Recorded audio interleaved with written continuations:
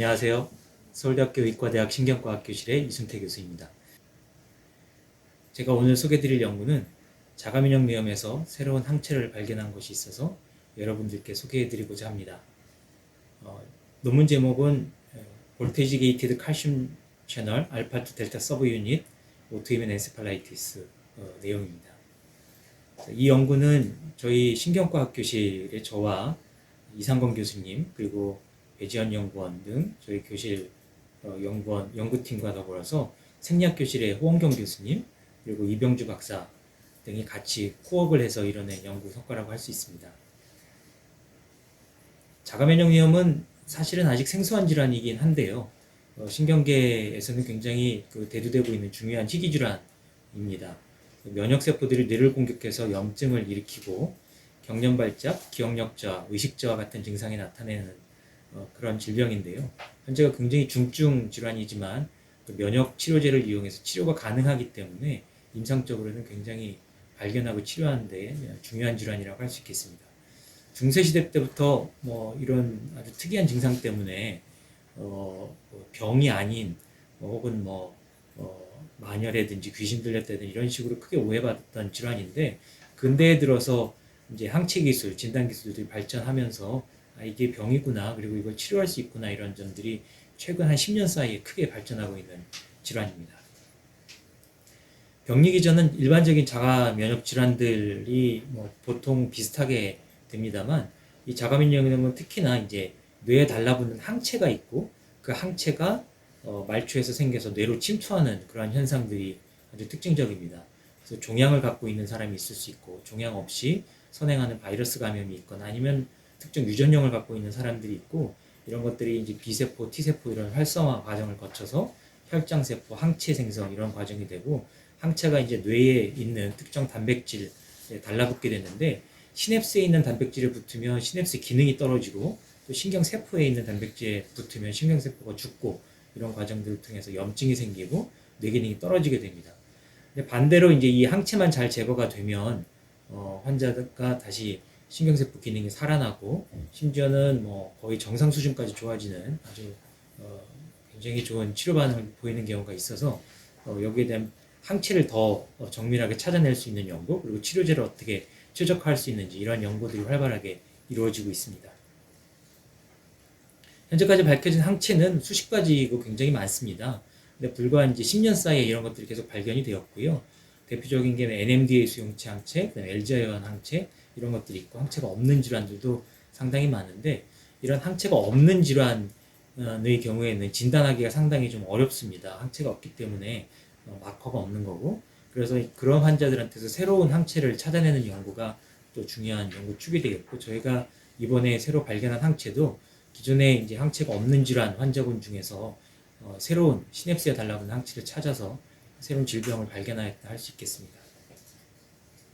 그래서 이 연구의 플로우를 보면 저희가 2014년부터 불과 이제 6년 넘게 연구를 해왔는데요.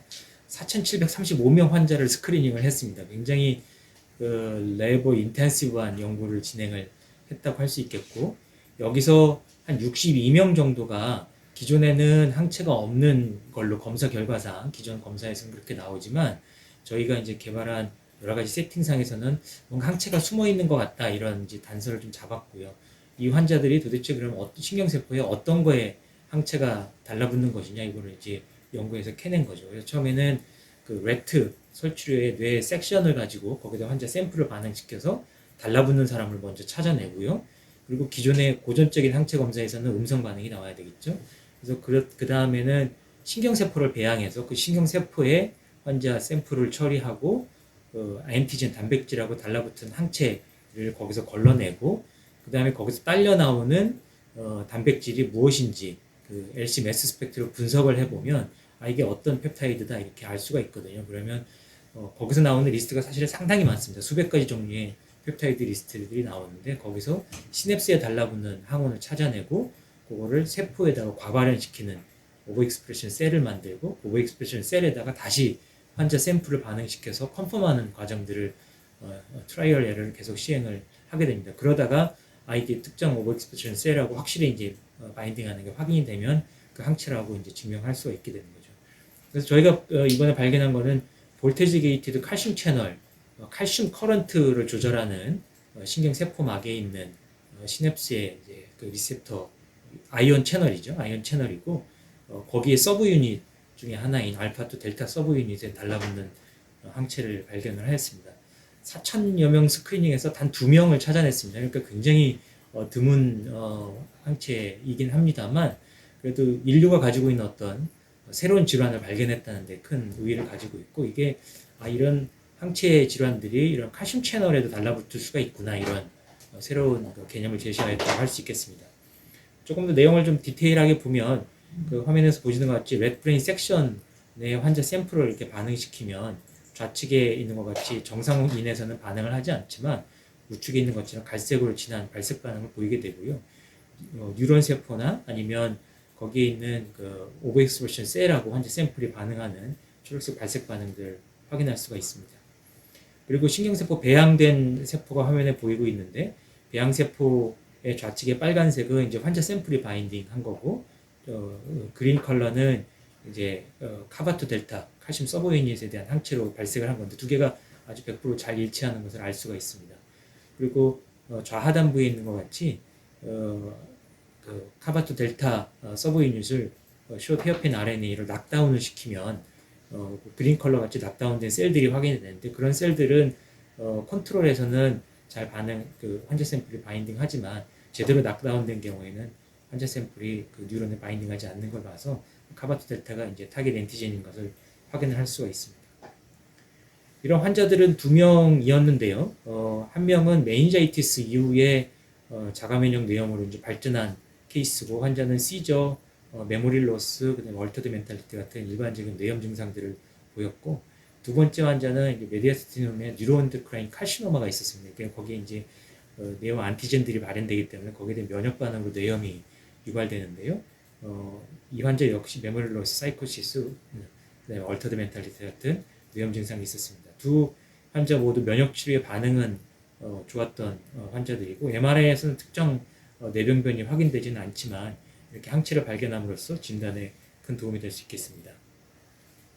항체의 기능에 대한 분석도 저희가 같이 진행을 하였고 이거는 생리학교실의 호원경 교수님 랩에서 같이 제가 콜라보레이션해서 진행을 했습니다.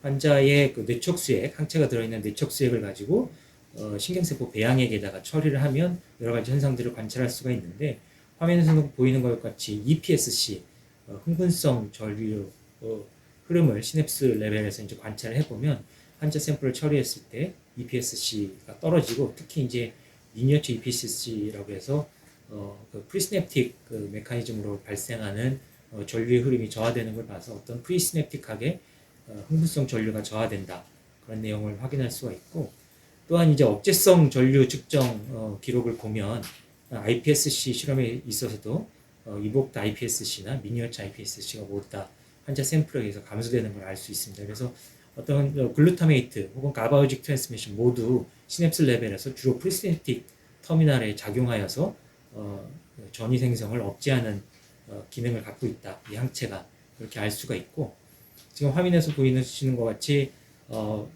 일반적인 이제 액션 포텐셜 레벨 자체는 크게 변화하지 않는데 화면 하단부에 있는 것처럼 맵타라고 해서 칼슘 킬레이터가 있습니다. 칼슘이 칼슘 그 채널과 잘 바인딩하지 못하도록 살짝 부분 억제를 좀 해놓으면 환자 샘플의 액션이 훨씬 극대화되는 걸 알 수 있습니다. 그래서 추정키로는 프리시냅틱 터미널에서 칼슘 킬레이션을 통해서 칼슘과 칼슘 채널의 그 인터액션을 좀 이 항체가 방해하고 있지 않은가 그런 추정을 할 수가 있겠습니다. 그래서 저희가 이제 알파2 델타라는 서브 유닛에 바인딩하는 것과 이런 이제 칼슘 채널의 칼슘 액션과 이제 상호작용한다는 면은 이제 기능적으로 좀 일치하는 내용이고요. 이게 얼마나 흔한 자가면역 뇌염인지를 확인하기 위해서 142명의 다른 종류의 자가면역 뇌염, 그다음에 다른 신경계 질환 환자들을 좀 스크리닝을 해봤는데 나오지는 않습니다. 그래서 굉장히 좀 레어한 엔티바디인 것은 맞고 다만 이제 그럼에도 불구하고 이렇게 희귀 질환을 페이션트 매치하게 안티바디를 디스커버리 할 수 있다는 기술적 성과, 그 다음에 이게 칼슘 채널에 작용하는 안티바디를 처음 찾았다는 점, 그리고 칼슘 채널 자체의 어떤 기능적 연구를 하기 위해서 이 안티바디가 굉장한 유용한 툴이 될 수 있다는 그런 이제 사이언티픽한 메리트 때문에 좋은 저널에 실렸다고 생각을 합니다. 그래서 결론적인 뭐 슬라이드를 옆에 이제 보시고 계신데 칼슘 채널은 이제 여러 개의 서브 유닛으로 이루어져 있습니다. 그래서 알파 1, 알파 2, 델타, 베타, 감마 이렇게 서브 유닛이 있고 메인 이제 채널 4는 알파 1이 되겠고 저희가 발견한 알파 2, 델타에 대한 항체인데 그거는 액세서리 유닛 중에 하나죠. 그래서 칼슘 채널의 어떤 칼슘과의 이제 상호작용을 조절하는 모듈레이션하는 기능이 있지 않을까 이렇게 생각되고 이렇게 새로운 질병을 발견한 것과 더불어서 알파트 델타의 서브 유닛의 어떤 기능적인 부분을 또 이 연구를 통해서 규명했다는 데 큰 의의가 있겠습니다. 자가면 정리하면 계속 이제 확장되고 익스펜션하기 때문에 향후에 이런 새로운 항체들을 하나씩 더 발견해서 인류가 갖고 있는 새로운 질환을 하나씩 규명해 나간다는 그런 흥미로운 자세를 가지고 계속 연구에 임하도록 하고 이런 것들이 환자 진료와 치료에도 꼭 도움이 될 수 있길 간절히 바라는 마음입니다. 예, 경청해 주셔서 감사합니다.